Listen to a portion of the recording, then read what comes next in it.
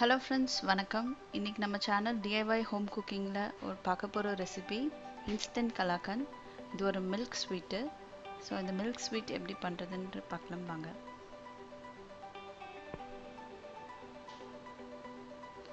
First ஒரு பாத்திரத்துல 1 litre பால் எடுத்துக்கோங்க.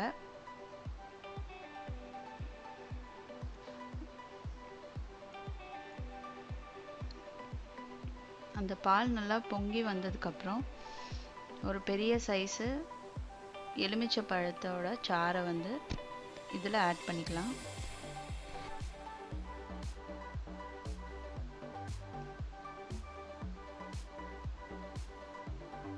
சாறு ஆட் பண்ண கொஞ்ச நேரத்துலேயே உங்களுக்கு இந்த மாதிரி பால் திரிஞ்சிரும். இதை தான் நம்ம பன்னீர்னு சொல்லுவோம்.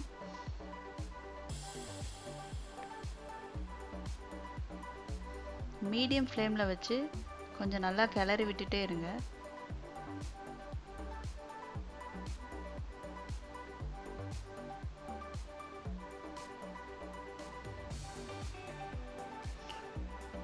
ஒரு ஸ்டேஜில் உங்களுக்கு பால் இந்த மாதிரி பால் தனியாக தண்ணி தனியாக தெரிய ஆரம்பிக்கும்.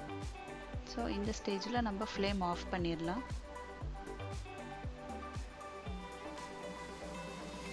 இப்போ இதை வந்து ஒரு ஃபில்டர் யூஸ் பண்ணி ஃபில்டர் பண்ணிக்கோங்க.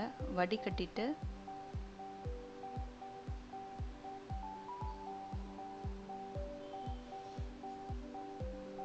கொஞ்சம் நல்லா தண்ணி ஊற்றி நல்லா வாஷ் பண்ணிடுங்க. ஏன்னா அந்த லெமன் ஜூஸஸ்லாம் அதில் கொஞ்சம் இருக்கும்.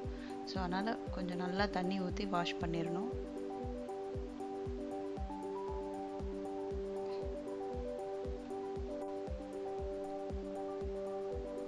இப்போ நம்ம ஸ்வீட் பண்ண போகிறோம். இந்த ஸ்வீட்டுக்கு வந்து 1/2 லிட்டர் பாலை வந்து ஒரு பாத்திரத்தில் ஊற்றிக்கோங்க. நான் நான்ஸ்டிக் எடுத்திருக்கேன். ஏன்னா அது சைட்லலாம் இருக்கிற பாலை வந்து எடுக்கிறதுக்கு ஈஸியாக இருக்கும். இந்த பால் வந்து 1/2 லிட்டர் வந்து 1/4 லிட்டராக மாறணும். ஸோ அந்த அளவுக்கு பாதியாக சுண்ட காய்ச்சிக்கணும். ஒரே ஒரு ஏலக்காய் நல்லா தூள் பண்ணி போட்டுக்கோங்க.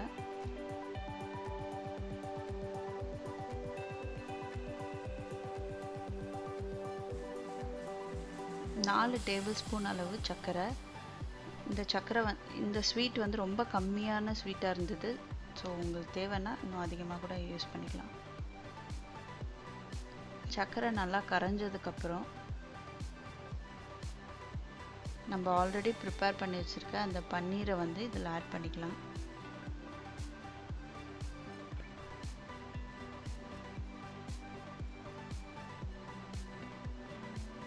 இது ரெண்டுத்தையும் நல்லா கொஞ்சம் ஹை ஃப்ளேமில் வச்சு நல்லா மிக்ஸ் பண்ணிகிட்டே இருங்க. இந்த பன்னீரும் அந்த இருக்கிற பாலும் வந்து நல்லா மிக்ஸ் ஆகி பிளெண்ட் ஆகி இந்த மாதிரி ஸ்டேஜில் வரும்.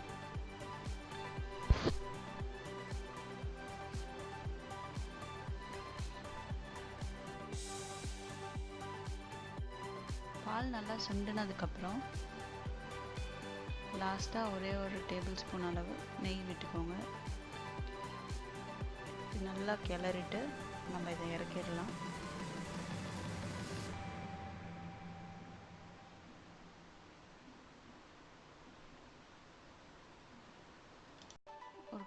ஒரு ட்ரேலையோ வந்து நெய் அல்லது ஆயில் ஏதாவது யூஸ் பண்ணி அதை வந்து நல்லா தடவிடுங்க.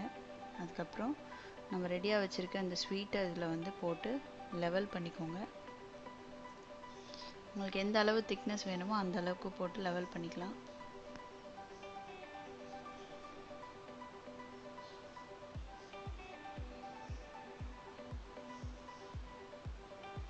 இதுக்கு மேலே நான் பிஸ்தா ஆட் பண்ணியிருக்கேன்.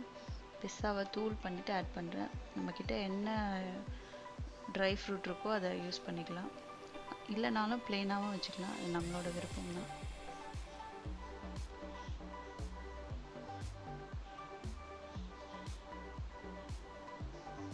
ஆட் பண்ணதுக்கப்புறம் இதை ஒரு ஃப்ரிட்ஜில் ஒரு 15 மினிட்ஸ் வச்சுருங்க. அப்போ கட் பண்ணுறதுக்கு ஈஸியாக இருக்கும். இப்போ இது 15 நிமிஷம் கழித்து நான் திருப்பி இதை கட் பண்ணுறேன். நம்மளுக்கு என்ன ஷேப் பிடிக்குதோ அந்த ஷேப்பில் கட் பண்ணிக்கலாம்.